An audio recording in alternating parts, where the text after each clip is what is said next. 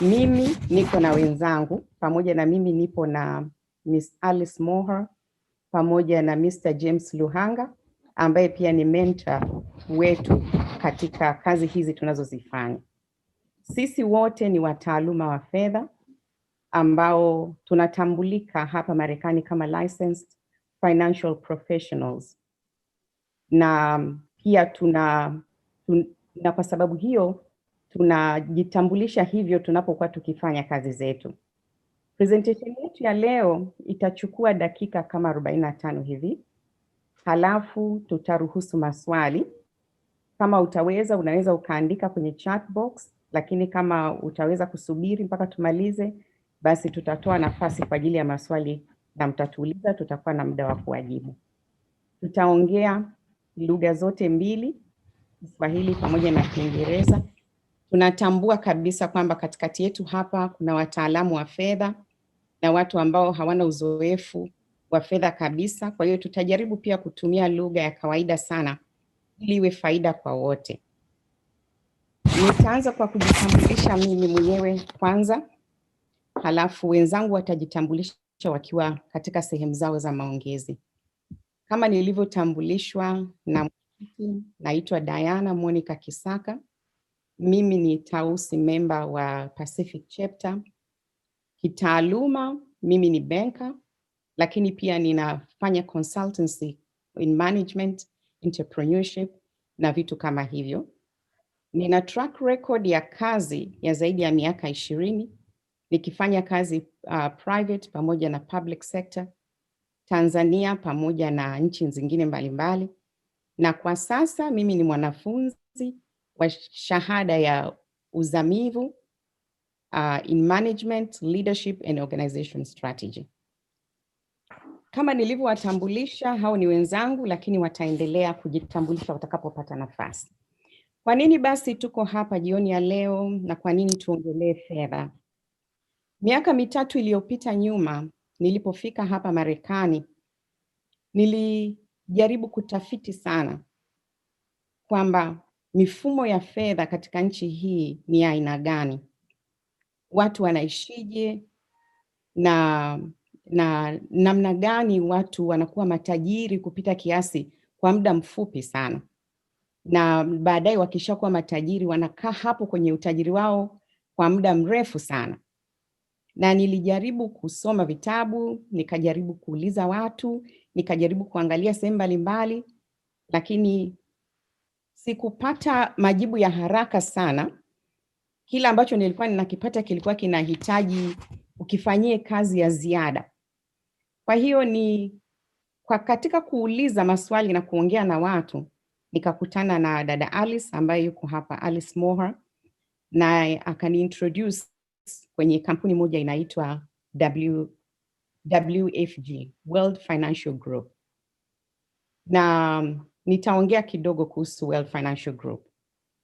World Financial Group ni kampuni au it's an umbrella organization ambayo inafanya kazi kama regulator kwa ajili ya independent licensed financial professionals kama sisi. Kwa hiyo mtu ambaye yuko independent na amepata license independent kama sisi individually, lazima tuwe regulated kwa namna fulani ya kuweza kuaccess makampuni makubwa ambayo ni yanafanya kazi za finance au financial institutions katika nchi. Na kwa sababu hiyo World Financial Group au WFG inafanya kazi hiyo ya kuregister independent financial professionals, ina train, inatoa access, gives motivation, na inakusaidia kupata access kwenye makampuni kama haya ambayo nimeyadisplay hapa. Kwa ujumla tunafanya kazi kupitia World Financial Group na tunafikia hizi kampuni kama Pacific Life, Transamerica, Nationwide, Franklin Templeton, Legacy Shield, Athena Annuity, Symmetra, Prudential, Alliance na mengine mengi, lakini kwa kifupi haya niliyoyasema hapa ndio ambayo tunafanya nayo kazi kwa kila siku.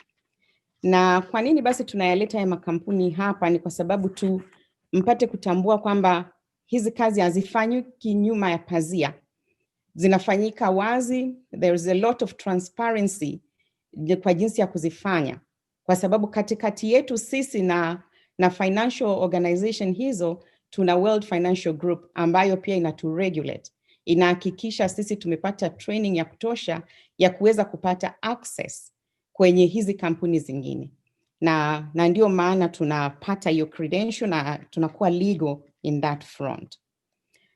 Katika kazi zetu tuna kazi nyingi sana ambazo tunazifanya zinazohusiana na mambo ya fedha, na katika hizo nyingi tumezichuja tukaona tuwaletee hizi 7 ambazo tunasaidia familia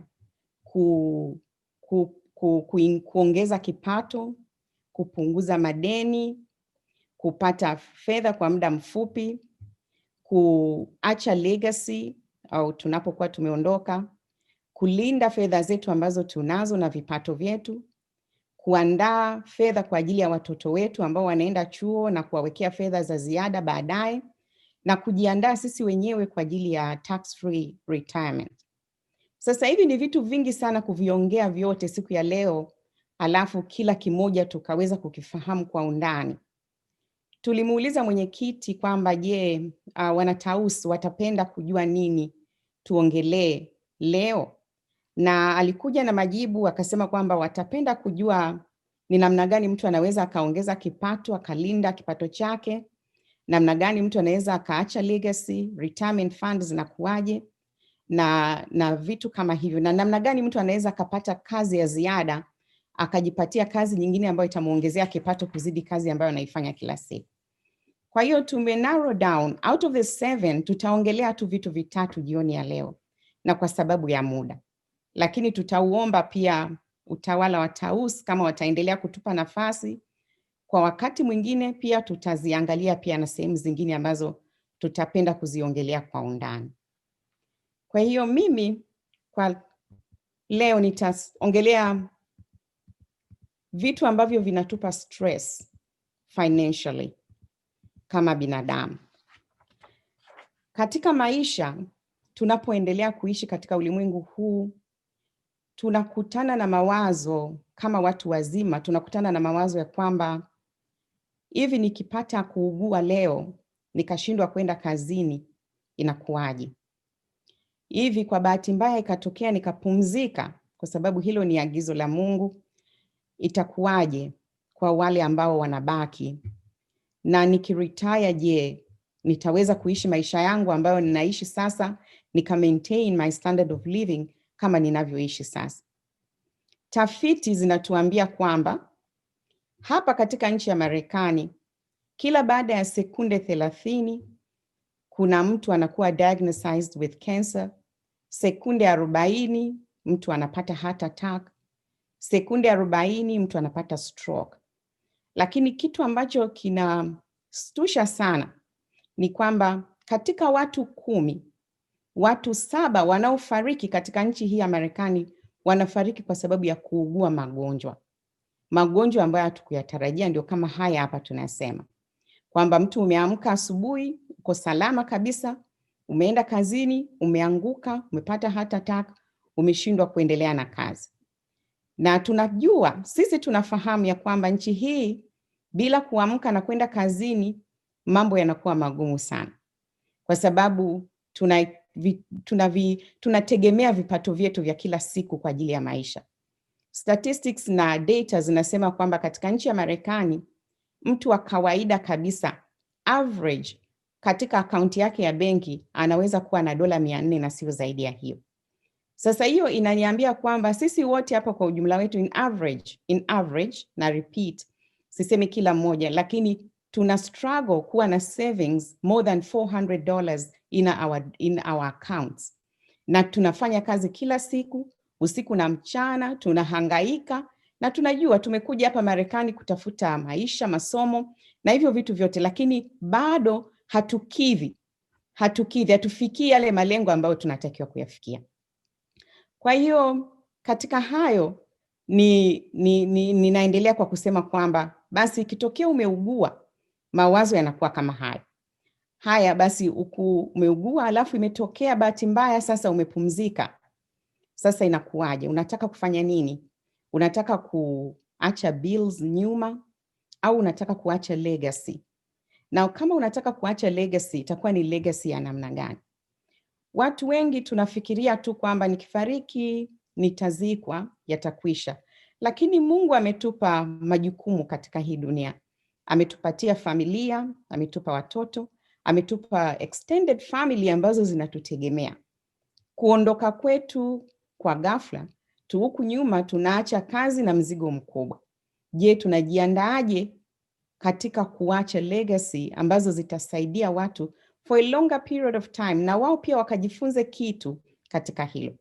Na hata maandiko yanasema kwamba mzazi ambaye ana hekima ni yule ambaye anaacha urithi kwa watoto wake.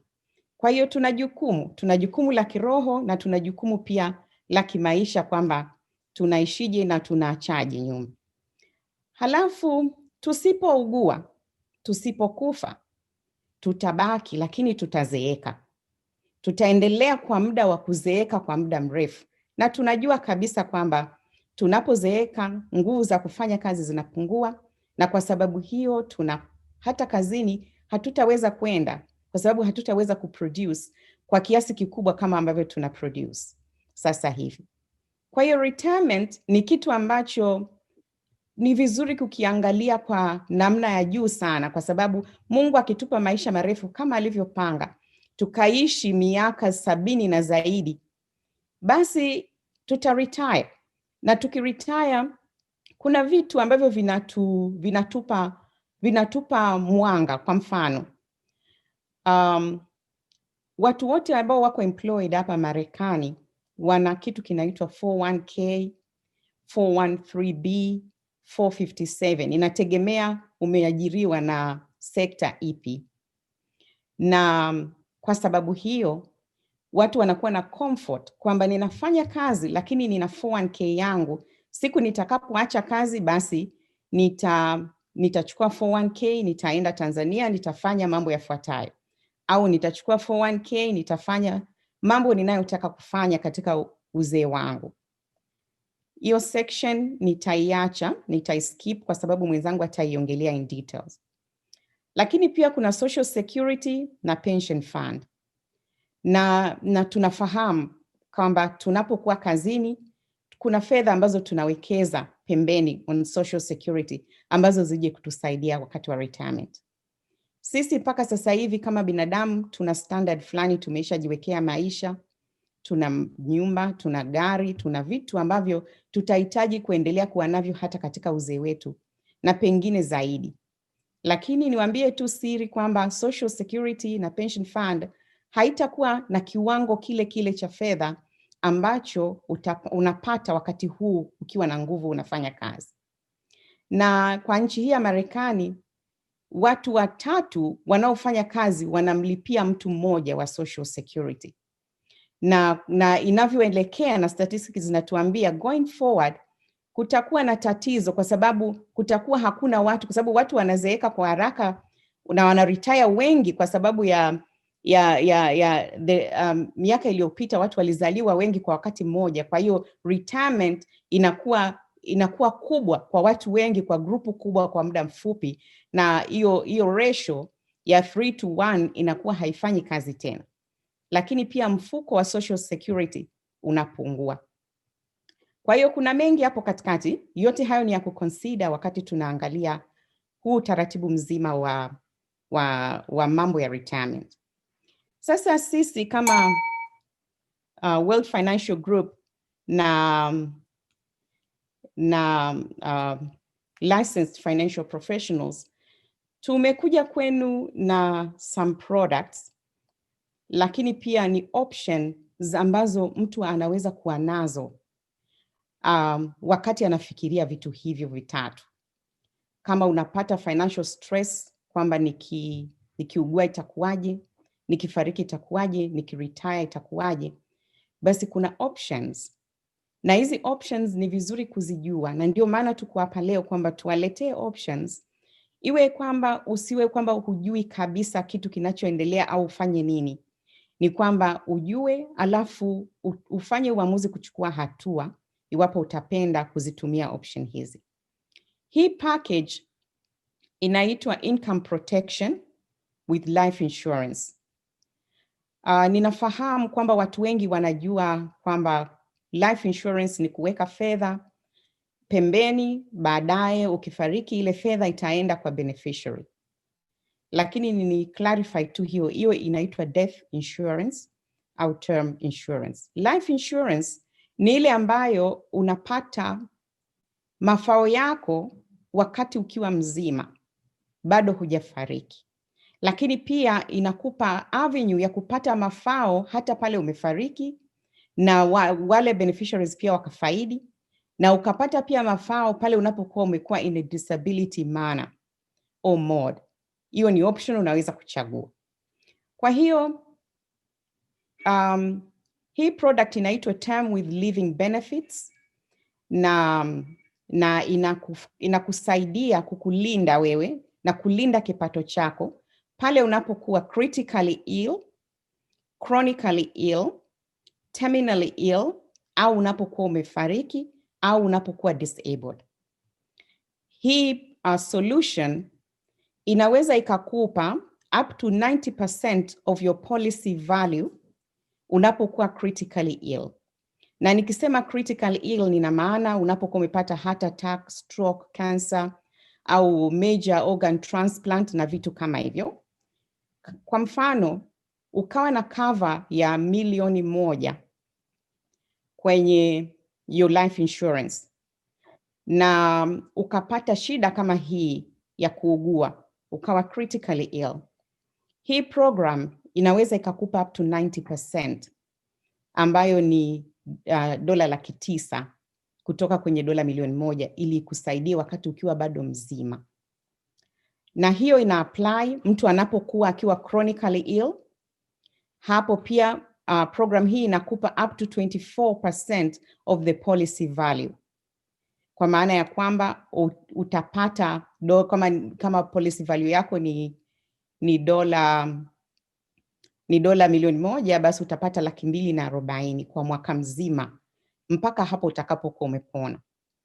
Na utakapokuwa terminally ill, hii program itakucover up to 100% of the value. Kwa maana mtu anapokuwa terminally ill ni kwamba amepewa muda mfupi wa kuishi kuanzia mwaka mmoja, miezi 6, miezi 3, inategemea na madaktari na ugonjwa utakao kuwa unasumbua. Lakini unaweza ukapata up to 100% of the policy value. Na hiyo unaipata direct unapokuwa katika hali kama hiyo, ukiwa bado mzima. Na on top of that, policy value hiyo inakuwa ni 100%. Ukifariki kwa bahati mbaya, basi beneficiaries wanaweza kuwaka access the amount ya 100% ya fedha kama unakuwa hujaitumia. Lakini kama utakuwa umeitumia wakati umekuwa critically ill au chronically ill, the balance ndio itaenda to the beneficiaries. Lakini pia ukipata shida, kwa mfano umepata fracture, mguu umekatika au umepata accident fulani, umekuwa disabled in some way, huwezi kufanya kazi, huwezi kwenda kazini, basi policy hii au hii solution inakucover kwa $2,000 kila mwezi mpaka hapo utakapokuwa umepona. Na hiyo ni disability. Kwa hiyo hizi ni options ambazo zinakupa protection ya income yako sasa hivi. Wakati una nguvu, unafanya kazi, ni vyema kutafuta namna ambayo utaweza kujikimu hapo utakapokuwa katika hali ambayo hujiwezi. Baada ya kusema hivyo, sasa nitamkaribisha Alice atajiintroduce, alafu pia ataendelea na slide inayofuata. Karibu Alice. Asante Wanatausi. Mimi naitwa Alice Moher. Ninaishi San Diego. Kwa kazi, I've been a registered nurse for over 22 years now. And I do critical nursing, ICU, ER, flight nursing, and ground transport. Nimejoin Financial Group and I want to tell you guys why I decided to join this group. Reason number one, often I live with my mom. Ambaye ni elderly, she's 79 now. And recently, alipokuweko hapa Marekani alipata heart attack. Katika kutafuta insurance, kutafuta means za kuweza kupata pesa na kumsaidia mamangu while I am a single mom income. I had to go to work. It was really hard.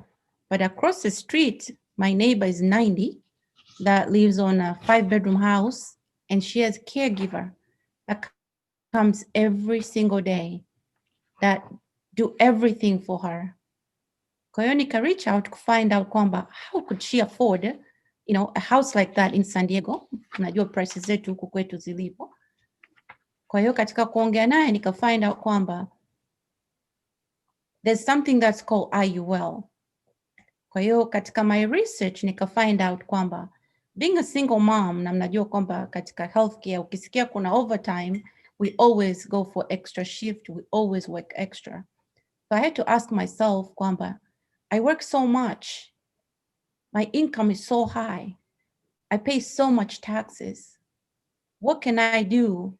Not only that, I have teens ambao wako college sasa hivi. How can I help my kids? Not only that, help myself, that I work less. Through that, I reached through cousin, and my cousin was already into WFG in a part called Pinnacle USA. So I went through the training, then I started doing what Pinnacle was doing, and through there, then I introduced Untitled. So I want to show you how you could leverage and how you could use your money, and not only to use your money for yourself, but to make your kids millionaires when the time comes. They're about 30, 35, 40, or even time of college if you start when your kids are young. So this is you're putting your money into your bank. How much interest do we get on a bank? Mostly is 0.1%. If you have a money market account, right now is 2.1%. The highest I've seen on the money market account is 3%. But that bank takes your money and invests on a third party. But the bank gets about 10%. So if you put $1,000, the bank is giving you only $10 out of that $10,000. But the bank gets $1,000 out of your 10,000. What is that called? That's called leveraging. And I'll show you how that works. So the biggest product ambayo tunaitumia inaitwa IUL, Index Universal Life. Index Universal Life, it's covered by the code 7702, which is a tax deferred account, meaning you can put your money in. When you take your money out at any time, it's tax-free. You do not pay no taxes. The IUL in a 3-part component to it. You can use as your banking, which you can put money, you can save it, you can put any cash amount. There's 15% ambayo inaenda into investment. The tax return, the average is 7.1 to 7, sometimes it goes up to 13%. When the economy was really high, the dividend was 13%. And the 5% goes into your life insurance or your death insurance. So you could choose this IUL and you could design, do I want it for savings? Do I want it for life insurance? Or do I want it for investment? But I'll tell you, this is called family banking. It protects you and it protects your family. Let's say you've gone through bankruptcy. They will come and evacuate your house, they'll evacuate your car, but they will never touch your IUL because it's protected. Not only that, we have 401ks. When you go to work, the first thing you do after 90 days, you get 401k, 403, 457, you get IRAs. You put money into there. Is that your money? Okay, it takes, first of all, a second. It's just your signature. Nobody sit down with you and said, okay, let's create a portfolio. Let's see what your needs are. Let's see how we can help you. But when you're buying a house, the process is about 3 to 4 weeks for them to approve you, for them to say, okay, based on your profile, based on what you have, this is what we could give it to you.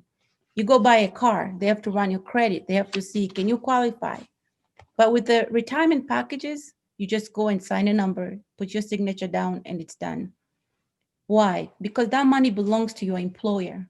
That money belongs to the IRS and to the federal. You have no say on your 401k.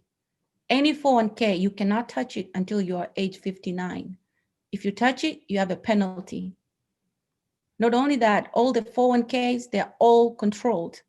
I'll give you an example. A couple years ago, we had a recession in 2008.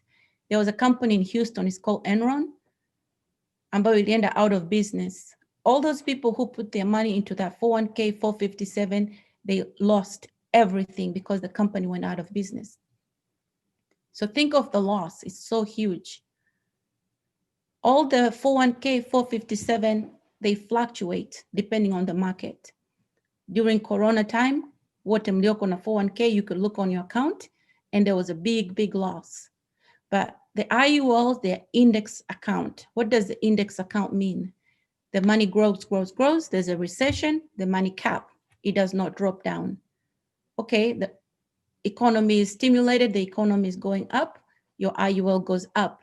And depending on the tax at that time, depending on the interest at that time, it goes up and up and up. There's a recession, there's no growth, that account is gonna cap. One thing that I'm very fortunate and that I wanted to talk to every parent who's in here, you can use this for your kids and make your kids millionaire. As low as the $50 you put on this account, when they turn 25, 30 years old, they have enough money to go to college. When they turn 35 and 40, they wanna buy houses. They have enough money. Because what you do, if you borrow your money out of your IUL, if you take your cash value out of your IUL, first of all, it's tax-free. And second of all, because it's a long-term investment, the investing, you get a really, really high tax return. That all money just grows in there. So think if you have a newborn. I had opened a college fund for my son, and my son is 21. When we came at age 18 to go pull that money from a college fund, we had to be taxed at 8.75%. So think of how much money you take home. Very, very little. Another thing with the IUL, you have the flexibility. You can add long-term rider. You can add, let's say you're a pilot, or maybe you're doing NASA. You have stuff that you do that are very risky. You can add riders to this. So it gives you a choice of what you can do, how you can move around, and where you could play with it. So before I continue, I want to tell you the third reason that I decided to do WFG, because of the income. We work so hard, as all of you are in healthcare, probably you know, constantly we're picking all these double time shift, we're picking all this extra shift. Then I came and realized I'm paying so much taxes. I don't have quality of life. I don't enjoy with my kids because I'm constantly gone. What can I do while all these other people are staying at home and they're not paying as much taxes as I pay? And I came to realize it's self-employed. So with WFG, we give you choice. You can work when you want to work. You can work full-time, part-time. You have an income that's coming in, but because you're self-employed, you can write off a lot of taxes. And from here on, I'll pass it on to James, and James will tell you, what WFG can help you become your own independent provider. Mimi jina naitwa James Uhanga, ni Mtanzania kama nyinyi. Nimekaa Marekani, huu mwaka wangu wa 23 niko Marekani. Kitaaluma nilikuwa mhandisi wa mafuta, lakini sasa hivi nimebadilisha tasnia, nimekuja kwenye mambo ya pesa. Na nitakueleza kwa nini nimefanya vitu kama hivi. Nilipokuja Marekani nilikuwa na umri wa miaka 22. Nilikuwa kijana mdogo, nikakutana na baba mmoja akaniulizaje, wewe umetokea wapi? Nikamwambia nimetokea Tanzania. Akaambia Tanzania iko wapi? Nikamwambia iko Afrika. Akasanya wa Afrika, katika wahamiaji wengi mnaokuja Marekani, nyinyi ndio wahamiaji ambao mmeelimika sana kuliko mataifa mengine yote. Akanambia japokuwa na taaluma zote mnazokuja nazo, nyinyi hamna maendeleo. Nikamwangalia nikasema inakuwaje hatuna maendeleo na wakati taaluma tunayo? Akasema hamna maendeleo kwa sababu mna maendeleo binafsi lakini maendeleo ya kijamii hamna. Unaona? Na akaniambia hamna maendeleo kwa sababu hamna kitu chochote ambacho mnaweza ukakifanya ambapo uchumi wa Marekani unaweza ukayumba kwa kutokuwepo ninyi. Wakati nilikuwa mdogo sikuweza kumuelewa. Lakini nilivyoendelea kuishi miaka yote hapa Marekani na nikaona kwamba alichokiongea ni kitu cha kweli, na sio sisi wa Tanzania tu au wa Afrika tu, ni kwa wahamiaji wengi na kuna wengine ambao hata ni wazaliwa wa hapa Marekani. Ukiangalia kwa hapa Marekani kuna familia za aina mbili. Kuna zile familia ambazo pesa inapofanyika kazi, pesa inapozunguka hapa Marekani, wao wananufaika. Na watu hao ni 5% tu ya watu wanaishi Marekani. Wale ambao wamebakia 95 wote wanakuwa hawanufaiki nayo na hizo pesa. Kwa hiyo nikafanya utafiti na nikaja kuona vitu vingi. Tukiangalia kama mfano, watu wengi sisi tunakuwa tuna malengo yetu ya maisha. Tuna mipango, kuna siku tutakuja kustaafu, kuna mipango labda ya kuja kufungua biashara zetu, tuna mipango ya kuja kuzaa watoto na watoto wetu waje wafanikiwe kwenye maisha yao, tuna mipango ya kujenga nyumba, kila mtu ana mipango yake mingi. Sawa. Na yote ya mipango kwa sababu tunataka maisha yetu yawe bora huko mbeleni. Na kuwa bora huko mbeleni katika kila kitu tunachokitumia hapa duniani kinahitaji pesa. Kwa njia moja au nyingine lazima kuwe kuna pesa. Kwa pesa, formula ya pesa hiyo ni rahisi sana. Ndio kama formula unayoiona hapo mbele. Kipato ulichonacho ambacho ni income, ukitoa matumizi yako ambayo ni lifestyle, kinachobakia ile akiba ni savings. Kuna watu ambao wanafanya kazi, kuna watu wafanya biashara, kipato chote unachokipata, ukitoa mahitaji yako imebakia savings. Ile savings ambayo ni akiba yako utakapoiwekeza, riba utakayoipata ndio inakuja kuequate ni ile wealth yako ulionayo, uwezo wako wa kipesa uliokuwa nao. Na sio kwamba wealth kwamba lazima uje bilionea kama wakina Jeff Bezos au wakina Bill Gates, hapana. Ni uwezo kwamba wewe hela ulionayo, wewe ndio unaamua hela ifanye nini. Sio kwamba pesa yako ndio inaamua wewe ufanye nini. Watu wengi tunajikuta sawa, watu wanafanya kazi, wanatengeneza hela nyingi, lakini matumizi makubwa, kwa hiyo savings inakuwa ni ndogo. Kwa hiyo kama savings ni ndogo na interest unapoiweka, ile interest inayobakia kama haitoshi, maana yake hautakuja kuwa na uwezo kuwa na utajiri ambao unaweza ile pesa yako kufanya kitu chochote. Na katika kuaccumulate wealth kuna hatua 3. Hatua ya kwanza ni accumulation, kama vile unapofanya kazi. Unakwenda kazini au mfanyabiashara anakuja analeta pesa yake. Ile pesa unawekeza sehemu fulani. Kuna watu ambao wameweza kununua mali, kuna watu ambao wamenunua hisa, kuna watu ambao wanaweka pesa zao benki na kwingine kokote. Hatua ya mwisho inaitwa distribution, ambapo pale utakapokuwa unahitaji ile pesa au ile mali au kitu chochote ulichokiwekeza uwezo ukakitoa. Lakini kuna hatua ya katikati inaitwa protection, ambayo ni kinga. Takupa mfano mmoja. Kiangalia mkulima anapopanda mbegu zake anategemea atakuja kuvuna mazao. Amechukua labda ni bunje moja la muhindi, ameenda kupanda shambani, mbegu zitaota, atakuja kuvuna huko mbeleni. Labda ni miezi 3, mwaka mmoja, kutegemea na zao lolote. Lakini kabla katikati ya kupanda na kuja kuvuna, pale katikati kunabidi hakikishe kwamba mavuno yatakuja kuwepo. Vitu gani hivyo? Kuna magugu yataota, itabidi enda kapalilie. Kuna kunyunyizia dawa, kuna nzige watakuja, kuna watu wengine wanaweza kaja wakaiba mazao yake. Kwa hiyo kwenye maisha yetu hata hapa sisi Marekani, katika zile familia mbili nilizozongelea mwanzoni, familia ile ambao wako kwa 5% tu, wao wanafanya process zote hizi 3. Ambayo ya katikati ni muhimu kuliko zote, wanafanya protection. Wana accumulate hela zao, walipoziweka zile hela zao zinahakikisha kwamba hela zao au mali zao hazitakuja kupotea, kiasi kwamba pale walipotaka kuja kuzitumia au kuzichukua wanakuwa na uhakika zile pesa au zile mali zitakuwepo. Lakini wengi wetu tunajikuta kwamba hiyo hatua ya katikati hatuijui na hatuitumii kwa sababu hatuijui. Kwa nini inatokea hivyo? Watu wengi unakuta mfano kama tukirudi nyuma mwaka 2008, uchumi ulivyoyumba, kuna watu wengi sana walipoteza mali zao, kuna watu walipoteza maisha yao, kuna watu walipoteza viuno vyao mgongo. Kuna majanga yanatokea, lakini kuna ambao wamepatwa na majanga kama hayo, wamepatwa na magonjwa mengine, afya na yumba kimoja, wanashindwa kurudi kwenye hali yao ya kawaida, lakini bado mtu na gharama ya maisha. Kuna mtu ambaye labda umefanya kazi kwa juhudi zako zote, umewekeza hela yako, utakuja kuitumia ukija kustaafu kama kiinua mgongo. Kuna watoto unataka ukawasomeshe shuleni, unataka uje uwekeze huko labda nje ya nchi, uje ujenge nyumba yako kule Tanzania. Linatokea janga lolote, kinatokea kitu chochote, mipango yako yote inaenda mrama. Ni jinsi gani unaweza ukajiandaa kwamba kitokea janga lolote, kitu chochote kitokea, usiweze kuathirika mipango yako yote, vitu vyako vyote vipanga viweze kuvipata. Ndio unakuta kwa hapa Marekani kama nilivyosema, 95% ya watu hawajui ni jinsi gani unaweza kujikinga wao wenyewe, pesa zao, vitu vyao na mali zao zote walizoziwekeza. Sasa kitu kingine ninachotaka kuongelea ni jinsi gani ya kutengeneza pesa hapa Marekani. Haijalishi unafanya kitu gani, kuna njia 4 tu za kutengeneza pesa hapa Marekani. Na hizi njia 4, kuna bwana mmoja anaitwa Robert Kiyosaki, aliandika kitabu kimoja maarufu sana kinaitwa Baba Tajiri na Baba Maskini, au kwa Kiingereza Rich Dad Poor Dad. What is the cash flow quadrant? Kuna katika hizi njia 4, njia ya kwanza ambayo iko kushoto juu inaitwa employee, wewe ni mwajiriwa. Mwajiriwa ni kwamba wewe una kazi, you just have a job.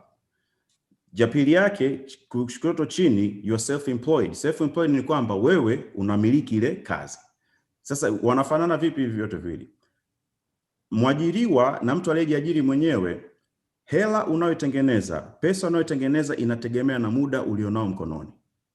Tunajua kwamba binadamu wote tumepewa masaa 24 na Mwenyezi Mungu. Hamna ambaye ana masaa zaidi ya 24. Kwa hiyo kama unataka kutengeneza pesa zaidi ambayo ulionayo, huwezi kutengeneza zaidi ya masaa 24 ulionayo. Na tunajua kabisa bayana kwamba hamna mtu ambaye anaweza kufanya kazi zaidi ya masaa 24.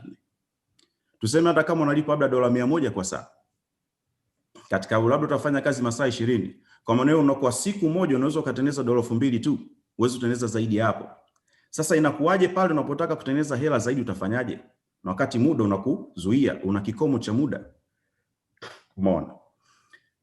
Upande wa pili, kona ya kulia juu, business owner. Huyu ni mtu ambaye anamiliki biashara, mfanyabiashara. Mfanyabiashara yeye pesa anayotengeneza hategemei muda alionao, ila anategemea waajiri alionao. Anachotaka kufanya, akitaka kuongeza pesa, wale watu wanaomfanyia kazi ni kutumia ujuzi wao kwa zaidi. Watu wengi ukisikiliza huko Marekani wanakuambia bwana, kazini zamani tulikuwa tunaweza kufanya mambo 2-3, lakini siku hizi inabidi tufanye mambo mengi sana. Ukiwasikiliza watu kila tasnia, mainjinia, manesi, wanasheria, watangazaji, wote watu wanalalamika bwana, tunafanya sana kazi lakini mshahara ni ule ule. Kwa ajili gani? Mwajiri anakufanya wewe ufanye kazi zaidi ili yeye apate hela nyingi zaidi, lakini wewe usitengeneze hela, kwa sababu yeye hategemei muda. Na ya cha 4 ambao ni hiyo ya kulia chini, wawekezaji, my investors. Mmoja mwekezaji mkubwa sana hapa Marekani anaitwa Warren Buffett. Yeye anatumia pesa yake kumtengenezea pesa. Kwa hiyo ukiona upande huu wa kushoto ambao ni 95% ya watu hapa Marekani, unategemea muda ulionao ndio uweze kutengeneza pesa. Unajua kuna watu mtasema bwana, mimi bwana nalipa salary kwa mwezi. Guess what? Mwezi nao ni muda. Kwa hiyo every 30 days you get paid the same amount of money. You cannot make more money than what you make. Na kwa nini sasa nimeweka kwa nini napenda kuongelea hiki? Watu wengi tulivyokuja Marekani kutoka Tanzania kwa nyakati mbalimbali, kwa ujumla unaweza kusema lengo letu lilikuwa ni moja, kuja kuweka maisha yetu yawe bora kuliko tulipotoka. Na ikiwezekana tuweze kurudi Tanzania au kuweza kusaidia kwa hali moja au nyingine kule nako maisha yawe bora. Tujiulize, kuna watu ambao unaweza kusema yes, kweli maisha yetu yamekuwa bora bwana, sasa hivi mimi nina nyumba kubwa, nina gari na hivi na hivi. Sawa, mali zimebadilika, lakini je, kweli maisha yako yamekuwa bora? Zile mali ulizonazo, jiulize kitu kimoja. Ukikaa miezi 6 bila kuweka malipo yako ya mwezi, ile mali bado ni ya kwako? Hapana. Kwa maisha yako hajabadilika. Ni mali zako ndio zimebadilika, lakini hali yako ya maisha bado ni ile ile, kwa sababu bado wewe uko upande huu wa kushoto. Umeona? Na kibaya zaidi katika ambacho cha kusikitisha, hawa watu 95% walio upande wa kushoto ambao wanategemea muda walionao kutengeneza pesa, wanamiliki 5% tu ya utajiri hapa Marekani. Kwa sababu wote tunategemea kwamba muda ulionao mkononi. Na huko wako mainjinia, wako wanasheria, wako madaktari, wako watu wengi sana. Wafanyabiashara wako upande wa kulia. Ni 5% tu ya watu hapa Marekani ambao ndio wako upande wa kulia, lakini wao wanamiliki 95% ya uchumi. Ndio sasa unakuta zile familia mbili nilizoziongelea mwanzo. Kuna familia ambazo mzunguko wa pesa na sheria za pesa zinavyofanya kazi hapa Marekani, wao wananufaika ni 5% tu. 95% hawanufaiki na hivyo vitu. Na watu wengi ni kwa nini wanajikuta wako upande huu wa kushoto? Ni kwa sababu gani? Watu wengi hawajui ni jinsi gani wanaweza nao wakajisaidia wao, nao wakaweza kutoka upande huu wakaenda upande wa kulia. Ndio maana kwa mimi baada ya kugundua vitu kama hivi, nikaamua kuvichukulia moyoni, na nitavalia njuga kwamba nitahakikisha nitaweza kuongea na watu wengi iwezekanavyo kuweza kuwapa hii information. Hizi habari, see, I don't charge about it. I don't charge you. I just share it for you for free. Get to know the situation. Get to know what options you have in life. Get to know what you can do for yourself and your family here in America. Why am I being so passionate about this? Because a lot of us, like I said earlier, we came from Africa. We came over here trying to make our lives better, trying to make the lives of the people we live over there better. But have we truly achieved those goals? Let's really think about it. What can we do to change ourselves? What can we do to change our people, right? Kuna watu ambao ukiangalia hapa Marekani familia zao ni matajiri. Je, walizaliwa matajiri miaka yake yote, vizazi vyote kurudi nyuma? Hapana. Kuna baadhi ya mtu mmoja katika maisha yao ambao aliamua tabadilisha maisha. Na wewe naye pia unaweza ukachukua hiyo nafasi. Tunaweza kukuonyesha ni jinsi gani ambapo wewe unaweza kubadilisha maisha yako na maisha ya kila kizazi kitakachofuata, kuanzia watoto wako, wajukuu zako, vitukuu vyako na mpaka huko mbeleni. Kwa hiyo, na kwa kumalizia mwishoni, twende slide ya mwisho. Kwa kumalizia mwishoni, kuna vitu vingi ambavyo tunaweza kukusaidia kwetu sisi Wealth Financial Group. Wealth Financial Group, kwa kurudia, sisi ni kama vile ni wasambazaji wa huduma za pesa. Kama vile Amazon ndio msambazaji wa bidhaa mkubwa Marekani, ingawa hamiliki bidhaa yoyote. Ukiangalia kampuni kama ya Uber ni wasambazaji wa usafiri binafsi, ingawa hawamiliki gari hata lolote. Sisi ni wasambazaji wakubwa sasa hivi wa huduma za pesa. Kuna vitu vingi kuhusu pesa ambavyo vinakugusa wewe, kuna vitu vingi ambavyo unahitaji, kuna mipango mingi ulionayo. Sisi tunaweza kukaa na wewe kukusaidia ni jinsi gani unaweza kufanikisha hayo mambo. Watu wengi hapa tunajua kuna siku tutakuja kustaafu. Na kuna watu wengi ambao mnasema watu umeshaweka hela yenu ya kiinua mgongo labda kwenye 401k na wapi. Lakini nitauliza kitu kimoja. Wakati unanunua gari lako au wakati unanunua nyumba yako, kuna mtu alikaa na wewe akaangalia ni jinsi gani lile gari unaweza kweli kumudu kulipia yale malipo kila mwezi? Au ile nyumba, je, una kipato cha kutosha na utakuwa je, utaweza kuingia kwenye mkataba wa miaka 30 au sijui 25 wewe kuweza kulipia ile nyumba? Lakini ninapofika kwenye vitu vya kwako mwenyewe, kama hela yako akiinua mgongo utakuja kustaafu, kitu kikitokea maisha yako akiumba kiana fulani, kuna mtu alishakaa na wewe kujinsi gani aweze kukusaidia? Kwamba je, ile hela akiinua mgongo unayoiweka ni kweli itaweza kukufikisha kule unakokwenda? Ukienda, kuna store moja hapa Marekani inaitwa Walmart. Ukienda Walmart, wanaokukaribisha pale mlangoni watu wengi ni wale wazee wenye miaka 65, 70 na zaidi. Kwa nini wanafanya kazi wakati wanasema umri wa kustaafu Marekani ni miaka 65? Wale ni watu ambao nao walikuwa na pesa zao za kiinua mgongo, lakini hawakuwahi kukaa na mtu wa kuongoza ni jinsi gani waweze kujiwekea hela ambayo itawasaidia na wataweza wakija kustaafu wataendelea kustaafu. Pesa walikuwa wameweka baada ya kustaafu kwa miaka 2, 3, 4 wakaishiwa zile pesa, inabidi urudi kazini na umri wa miaka 72. Utafanya kazi mpaka lini? Mgongo unauma, miguu inauma. Kitu kingine, kwa mipango ambayo utakuwa nayo, kama kuna watu ambao wanahitaji pesa za dharura, corona ilipotokea, kuna watu ambao kazi zilisitishwa. Watu wengi waligota, hawajui watapata wapi pesa kulipia gharama zao za maisha. Ilibidi waende wakaombe unemployment benefits. Lakini unaweza kuonyesha jinsi gani unaweza kujiandaa na hayo mambo. Jinsi gani unaweza kuongeza cash flow yako. Ajira ulionayo sasa hivi, taaluma ulionayo sasa hivi, tasnia unaoifanya sasa hivi, jinsi gani unaweza kukusaidia ukajenga maisha yako, ukajenga kipato chako kwa njia nyingine. Jinsi gani pia unaweza ka build wealth, and then the most important, how can you preserve your wealth? Hatuchukui hela zako na kusema kwamba tunaenda kuzizungusha sehemu alafu tunakurudishia. Huo ni utapeli. Au kuna watu ambao wanaweza kufanya hivyo na stock market. Hatufanyi hivyo. Sisi tumepewa leseni na state tunazozifanyia kazi. Na tuna state license zetu hizo hapo. Tuna hizo leseni na kuna kampuni ambazo tunaubia nazo. Kampuni ambazo kuna nyingine tutakuwa unazifahamu kama Nationwide, na ndani naomba ende slide ya kwanza. Anaweza kaziona kampuni unazofanya nazo kazi. Na ndio maana nikasema sisi ni kama vile Uber. Uber ni kampuni ambayo haimiliki gari hata moja, lakini wao wanatoa huduma za magari. Mimi leo nina gari yangu Toyota Camry imepaki nje, wewe unataka kwenda airport, unachohitaji usafiri, unaingia kwenye app ya Uber, Uber wanatuunganisha mimi na wewe tunakupeleka airport. Kwa hiyo unaona, leo unataka kununua mashuka, kuna mtu anauza mashuka yuko Ohio, wewe uko Massachusetts, unaingia online kwenye Amazon anakuletea ile mashuka nyumbani kwako. Kwa hiyo Uber amekuunganishia usafiri, Amazon kakuletea bidhaa mlangoni. Sisi tunachokifanya tunakuunganishia mahitaji yako ya pesa, huduma za pesa unazozihitaji, mipango yako yote ulionayo kuhusu kipesa. Tunakuchukua wewe na yule mtu ameweza akatoa zile huduma, tunawaunganisha. Na baadhi ya kampuni unazofanya nazo kazi ndio hizo hapo kwenye screen. Kuna kampuni kama Pacific Life, Transamerica, Nationwide, Franklin Templeton, Legacy Shield, Athene Prudential. Kuna baadhi hizi kampuni mtakuwa mnazifahamu, kuna baadhi mtakuwa mzifahamu, lakini tunafanya na kazi na kampuni zaidi ya 50. Kwa hiyo kwamba usalama wa pesa yako na vitu kwamba lazima si tupewe leseni na state tunazofanya nazo. Hatuwezi kufanya hii shughuli bila kuwa na state license. Kama vile daktari ana state license, mwanasheria ana state license, nesi ana state license, wewe mwenyewe huwezi kuendesha gari bila kuwa na state license. Kwa tuko regulated na states zote Marekani.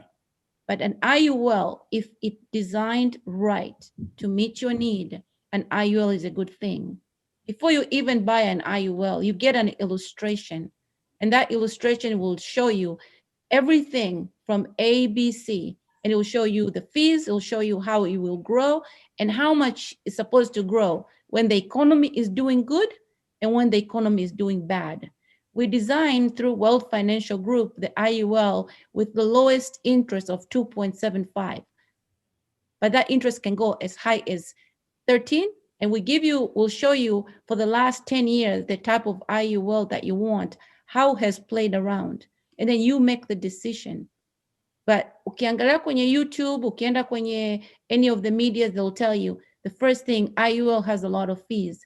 You have to remember, an IUL is not a short-term investment. It's a long-term investment. You're putting in for about 10, 15 years, just like your 401k, 457. When you put it for long-term, at the time of retirement, I guarantee you could see how the money is growing. Not only that, you have a choice of choosing where to invest your money. Do you want to put in SP 500? Do you want to put in a multi-cap index? Okay, maybe you put it on a multi-cap index, you don't see the return. You have a choice. You can go back in your account and you can change and you can move. Ya kwamba vitu vizuri katika nchi na sehemu zingine zote vimefichwa ndani ya vitabu. Na sisi hatuchukui muda kusoma kwa undani zaidi the fine prints ili kusudi kuelewa vitu gani viko humu ndani ambavyo tunaweza kuvifanyia kazi. Na hiyo inakuja hata kwenye maisha kama haya, kwamba vitu vizuri ambavyo tunatakiwa kuvifahamu hatuvifahamu. Na ndio maana tunajikuta kwamba tunaendelea kwenye mzunguko ule wakati wote na vitu kama hivi hatuvifahamu. Na ndio maana tuko hapa leo. Chukua nafasi hii ya pekee sana kujifunza kitu. Kama kuna kitu ulikuwa ukifahamu, usizibe akili yako kwa sababu ya vitu ambavyo umesikia zamani. Na nilianza kwa kusema na tumetoa uzoefu wetu mbalimbali. Sisi wote hapa tuna taaluma zetu tofauti, lakini pamoja na hayo tumeamua kufanya kitu kama hiki, lakini zaidi ya yote ni kwamba tunataka kusaidia familia ambazo zinatuhusu. Familia za Kitanzania ambazo tuna struggle, tunajua kama wenzetu walivyosema, tunafanya kazi sana lakini savings ni kidogo, madeni ni makubwa na roller coaster, tunarudi pale pale. Je, tunawezaje kutoka hapa? Chukua nafasi hii kufungua akili, ukubali kuelewa kitu ambacho ulikuwa ukifahamu. Alafu tutafute. Nadhani namba zetu mmechukua. Tutawasaidia. Na sisi tunawasaidia kwa sababu sisi tayari pamoja na kuwa ni professionals lakini ni wateja pia wa hizi products ambazo tunawauzia. Sisi na watoto wetu na familia zetu ni wateja. So we've experienced the process. It works na ina value kubwa sana. Take the advantage. Yes. Sawa, unapozikusanya zile pesa unaziweka wapi? Ndio hilo swali langu. Chini ya godoro Mpare. Godoro au unapeleka benki? Sawa. Kwa wewe kama Mpare,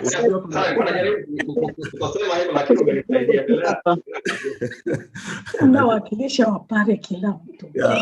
Unajua Marekani kuna tatu jinsi ya kuhifadhi pesa. Kuna aina ya kwanza ambapo unaweka sehemu kama vile chini ya godoro, ambao chini ya godoro actually kuna sehemu inaitwa benki. Alice ameonyesha, nadhani hata wewe una account yako benki. Kila mwezi benki yako inakutumia statement. Yes. Yeah. Inapokupa statement yako inakuonyesha ni kiasi gani ile pesa riba wamekupa kiasi gani. Ulikuwa na mwenzetu wewe, najua una hela yako nyingi, labda kuna kama malaki yamekaa kwenye benki yako ya Wells Fargo au Bank of America, sijui benki gani ulionayo. Yale malaki yako unayopata, ile riba wanakupa riba kiasi gani? Ni asilimia kadogo sana. Asilimia kadogo. Uko sawa.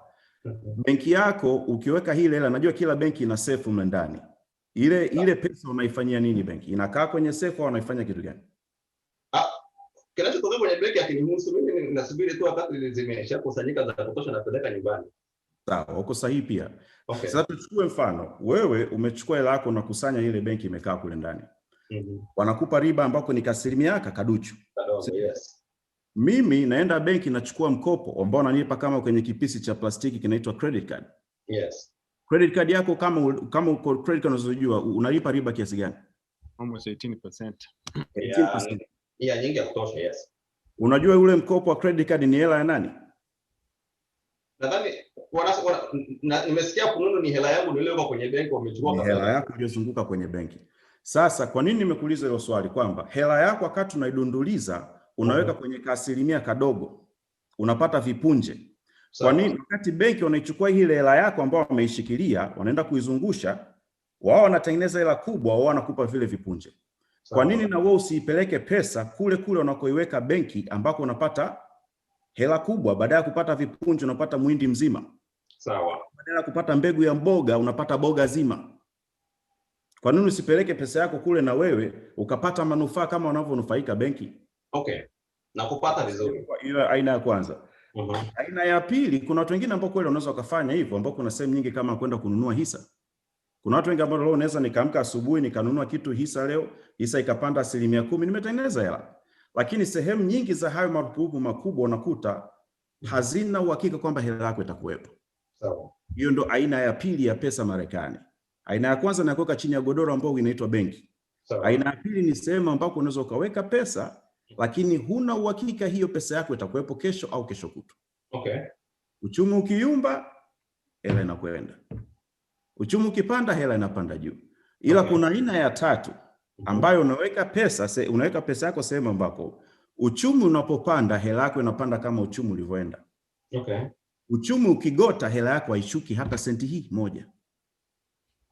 Kule ndio wale 5% ya wale Marekani, watu wa Marekani liongea ndio wanakuweka pesa yao huko. Okay. 95% ya Marekani weki hela yao huko. Kwa sababu hatujui kitu hicho. Hatuweki sio kwamba hatutaki, ni kwa sababu hatujui. Mfano kama Alice aliongea kuhusu hiyo IUL, kuna samani kurudi nyuma kidogo kwenye presentation. Nitaka kuingia kwa maana. Yeah. Kuna mtu mmoja aliongea kuhusu kama kitu IUL. IUL is one of the places you can utilize that. Na sehemu nyingi kama hizo unazozikuta kwetu, information kama unazokupa sasa hivi nyingi ambazo Alice na amezitoa na Diana. Hizo information nyingi kama utakazozipata, wengi wetu hatuzitumii kwa sababu hatuzijui. Na hatuzijui kwa sababu gani? Kwa sababu hizo information ni watu ambao huwa hatupewi hivyo vitu. Hatufundishwi mashuleni, hatufundishwi makanisani, hatufundishwi mtaani. Sawa. Ni vitu ambavyo wanavificha kwenye vitabu. Matajiri wale wanapeana hizo information kwa miaka na miaka mingi na miaka nenda rudi.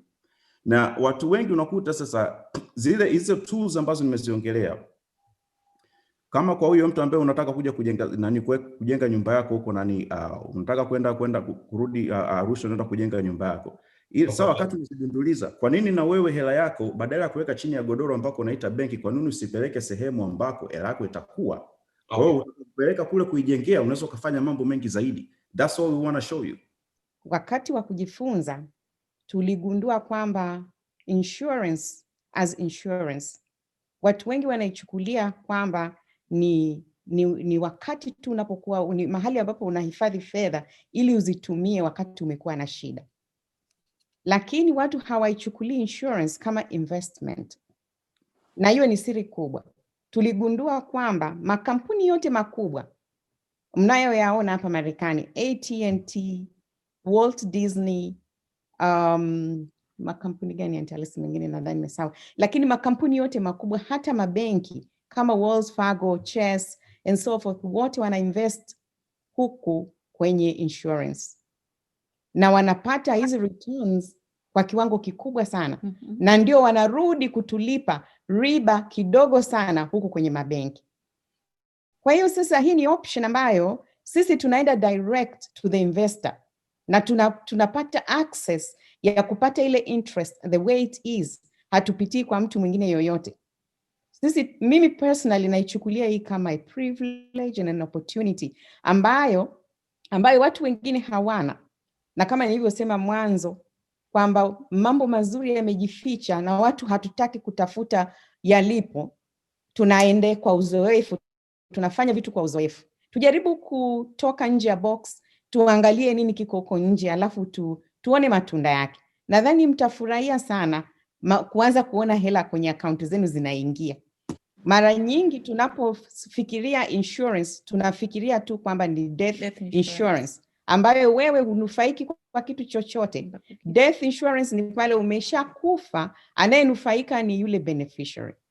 Sasa hii solution ambayo sisi tunaileta ni kwamba tunapenda tutumie mafao yetu tukiwa wazima, au tukiwa katika kipindi ambacho hatujiwezi kufanya kazi kwa nguvu ambayo tunayo sasa hivi, kama tumepatwa na magonjwa au na vitu kama hivyo. Kwa hiyo the benefit ambazo unazipata ni pale tu unapokuwa uko critically ill, terminally ill, chronically ill, na baadaye kama utakuwa umekufa bado utalipwa, lakini atakayelipwa ni yule beneficiary. Na nikaongezea kwamba pia kuna disability allowance. Umeanguka kazini, umevunjika mkono, umevunjika mguu, huwezi kwenda kazini miezi 3, that cover inakucover wewe kwa kiwango kile unachopata kazini. Kama unalipwa $2,000 sasa hivi utalipwa $2,000 kila mwezi mpaka utakapokuwa umepona. Hicho kiongelea sisi ni jinsi gani wewe unaweza ka maximize hela yako. Pretty much that's, yani ndio what is presentation ya leo yote juu ni kwamba is informational, how can you maximize your money. Kama Diana alivyoongelea kuhusu life insurance. Kwetu sisi wa Afrika, life insurance kwanza sio tamaduni zetu. Sisi tulishazoea kitu cha jamii, tunakishughulikia jamii. Tukiwa na harusi tunachangiana, tukiwa na msiba tunachangiana, tukiwa na ubatizo tunachangiana. Lakini hatujui vitu vingi ambavyo vinaendelea baada ya life insurance. Na Marekani kuna life insurance aina 3. Kuna ya kwanza ambayo ndio death insurance ambayo watu wengi mnaijua. Ya pili kuna life insurance ambayo Diana ameongelea. Na ya tatu ambayo ameongelea Alice inaitwa IUL, ambayo actually that is legacy insurance.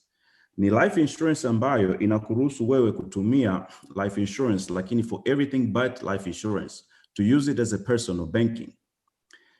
Jaribu kufikiria kwamba unakuwa una uwezo wa kuwa na sehemu ambapo unaweza kwenda ukakopa hela ukaitumia kwa kitu unachotaka kukifanya wewe. Unaweza kwenda ukaweka hela yako ikakua bila kupoteza hela yako kwa aina yoyote. Na ile hela yako itakavyokuwa hutakuja kulipia kodi. Na kuna maswali kama kuna dada mmoja ambaye aliuliza hapo nyuma akasema kuna watu ambao wamecomment kwamba IUL ni kitu kibaya. Na kama vile nitatoa mfano kitu kama kisu, right? Kama unataka kupika mchuzi wa nyama, utahitaji kukata vitunguu, utahitaji kukata nyanya, utahitaji kutumia kisu. Kile kisu kitakata nyanya, kitakata nyama, kitakata kila kitu. Umekitumia kwa manufaa ya kupika. Lakini kile kisu unaweza kwenda kukitumia kwenda kumdhuru mtu, unaweza kwenda ukaua mtu. IUL nayo imekuwepo kwa zaidi ya miaka 107 toka 1913. Ila waliokuwa wakitumia walikuwa ni matajiri, watu wengi walikuwa watumii. IUL kuna watu ambao wameisifia vibaya kwa sababu gani? Kuna watu ambao wameitumia IUL kwa vitu vibaya. Ukikaa na mtu akakwekea IUL ukaitumia kwa vitu vizuri, kitu ambacho kitakusaidia sana. Na najua utakuwa na maswali mengi. Kuna vitabu hivi viwili. Ukienda online kuulizia kuhusu IUL, most likely utapata kitu kibaya. Kuna hivi vitabu viwili na samani sina access ya screen sharing ngeweza kushare.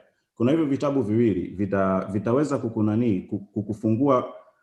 kukufungua mambo mengi sana kuhusu what we talked about today. Cha kwanza nikoshika mkono wangu wa kulia kinaitwa Money, Wealth and Life Insurance. Ukisoma hapo chini kinasema how the wealthy use life insurance as a tax-free personal bank to supercharge their savings. Na hiki cha pili kinaitwa Retirement Miracle. Hivi vitabu viwili vinaongelea kuhusu IUL, what ambacho tulichoongelea sasa hivi. Jinsi gani ambayo IUL unaweza kaitumia, sehemu ambapo unaweza kuweka pesa yako na ikawa salama, pesa yako ikakua kwa kiasi kikubwa sana kama benki wanavyotumia na makampuni mengi. Mfano mmoja ametoa Diana, amesema makampuni mengi unajua. Kampuni kama vile Nike ambao wanatengeneza vifaa vya michezo, Walgreens tunaenda kununua dawa zetu, Home Depot tunaenda kununua vifaa vya ujenzi, Pfizer ambao wametoa dawa ya COVID. Kampuni zote hizo zinayo kitu kinaitwa IUL ambao ni life insurance. Jiulize swali moja. Mimi na wewe tuna uhai. Kuna siku ambayo Mwenyezi Mungu atachukua kwa uhai wetu utakufa. Kwa hiyo mimi na wewe tunahitaji life insurance kwa sababu tuna uhai. Kampuni ya Pfizer haina uhai, haina moyo, haina damu, haina ubongo. Kwa hiyo haina uhai kwamba itakufa. Kwa nini nina life insurance? Kwa sababu wanatumia life insurance for financial purposes. The power of IUL, kwa nini na wewe mwenyewe mtu wa kawaida, raia tu wa kawaida, kwa nini wewe usiitumie? Ndio hicho ambacho sisi tunakifanya leo, kuwaelekeza, na ambapo unaweza kukuelekeza jinsi gani inaweza kukusaidia wewe. Na IUL ina matumizi mengi chungu mzima. Kwa mtu yeyote ambaye anatumia pesa akijua IUL inavyofanya, watu wengi wangekuwa mbali. Lakini hizo information kama alivyosema Diana zimefichwa kwenye vitabu.